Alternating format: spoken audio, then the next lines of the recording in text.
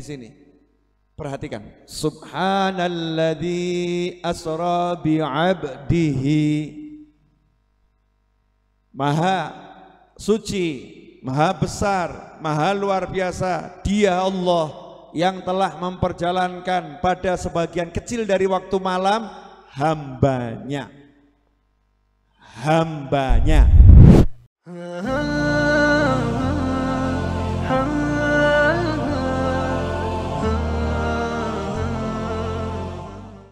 Kalau begitu ada berkah waktu, berkah tempat, berkah manusia. Betul? Oke. Setelah itu kemana? Mi'raj. Ketemu sama siapa? Allah. Siapa Allah? Sumbernya keberkahan. Yang ngasih barokah. Nah, berarti kalau mau ketemu Allah Ta'ala, maka kita harus cari berkah waktu, kita harus cari berkah tempat, kita harus cari manusia-manusia yang barokah. Caranya gimana? Nah, iki sing larang. Wani piro? Loh, memang rahasia itu ditaruh di belakang. Kalau saya share di depan tadi, jenengan sudah mulih yuk. Ini biar penasaran. Kuncinya di mana? Kunci untuk dapat berkah semua itu di mana? Bu, tahu enggak Bu? Ada yang tahu tapi nggak mau ngomong. Katanya nggak enak mendahului Habib nanti. Luar biasa. Kuncinya di sini. Perhatikan. Subhanalladzi asra bi'abdihi. Maha suci, maha besar, maha luar biasa. Dia Allah yang telah memperjalankan pada sebagian kecil dari waktu malam hambanya. Hambanya. Allah nggak pernah nyebut rasulnya, nggak pernah menyebut nabinya. Allah nggak pernah menyebut Muhammad SAW, nggak sebut nama, nggak sebut pangkat nabi, nggak sebut pangkat rasul. Memperjalankan betul Nabi Muhammad SAW, tapi pangkatnya nabi yang dilabelkan oleh Allah Ta'ala dalam Isra dan Mi'raj. Allah nggak nunjukkan kerasulannya, kenabiannya, bukan. Tapi yang Allah tunjukkan kata kunci ini, hambanya Allah, budaknya Allah yang bernama Nabi Muhammad sallallahu alaihi wasallam. Jadi kata kuncinya, rahasianya mampu menjadi budaknya Allah. Kalau bahasa modernnya bisa menempatkan diri di level 0. Bahasa kasarnya iso didak-idak, sanggup didak-idak. Bahasa gaulnya ora tahu protes. Mirip ibu-ibu itu loh. Ya Bu ya. Dikasih suami uang 1 juta, alhamdulillah. Dikasih suami uang 50.000, alhamdulillah. Suami izin pergi ya untuk berdagang 3 bulan, alhamdulillah. Gak pernah protes. Seperti ceritanya seorang istri yang kemudian ditinggal sama suaminya pergi dagang, terus tetangganya pada ngerumpi jadi provokator. Kamu kok mau ditinggal suamimu pergi dagang berbulan-bulan, mungkin bisa sampai 1 tahun, kamu ditinggali apa sama suamimu? Wong suamimu tuh ya melarat, miskin, kamu ditinggal, ya nanti kalau suamimu balik, nanti kalau nikah lagi bagaimana? Terus sekarang kamu memakan apa? Hidupmu bagaimana? Provokator nih ya. Apa kata istri yang solihah, yang udah menjadi hambanya Allah tadi? Jawabannya itu menempeleng ya telinga dan hati tetangganya. Zahaba Abdul Razak wa Baqir Razak. Hambanya yang memberi rezeki memang pergi, suamiku pergi, itu hambanya yang memberi rezeki. La Ar-Razzaq huwallah, sementara Allah yang maha memberi rezeki, baki ada selalu bersama aku.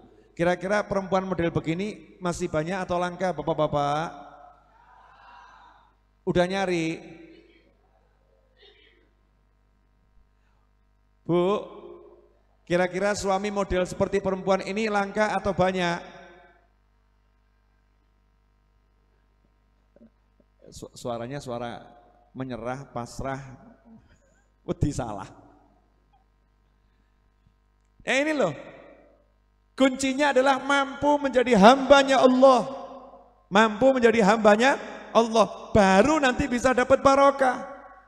Mampu menjadi hamba, hamba itu apa? Di bawah, mampu merendahkan diri, mampu menghinakan diri di hadapan Allah Subhanahu wa taala. Gak pernah pamer-pamer sama Allah Ta'ala ibadahnya, gak pernah pamer sama manusia tentang ketaatannya, gak pernah dia meninggikan diri di hadapan makhluk Allah yang lain. Keren. Seorang ulama jalan sama murid-muridnya, depan ada anjing lewat, gangnya sempit, seperti yang pernah saya ceritakan, gangnya sempit. Murid-muridnya maju mau ngusir anjing yang lewat, ulamanya bilang, jangan diusir anjing itu, gang ini cukup untuk kita dan untuk dia, biarkan dia lewat di sisi kanan, kita lewat di sisi kiri. Masya Allah, al segawon dihargai seperti itu ya. Itu yang namanya guguk aja dihargai seperti itu. Kenapa? Gak ada perasaan lebih hebat dari makhluk Allah yang lain, gak ada. Bisa enggak kita seperti itu? Insya Allah. Sudah belum? Belum. Masih banyak aku. Lah ini yang menyebabkan gak dapat barokah. Karena itu disebutkan aktsar. Kebanyakan yang tidak mendapat berkah wali adalah keluarganya sendiri. Wah, kira itu angel. Aktsaru ma yuhramu barakatul wali ahlu baitih. Bukan berarti keluarganya wali nggak dapat berkah. Tapi banyak keluarganya wali itu yang tidak mendapatkan berkah sebanyak yang didapat orang lain. Seharusnya keluarga kan dapatnya banyak nih berkah nih ya. Tapi karena yang satu ini keluarga dapatnya cuma sedikit. Kenapa?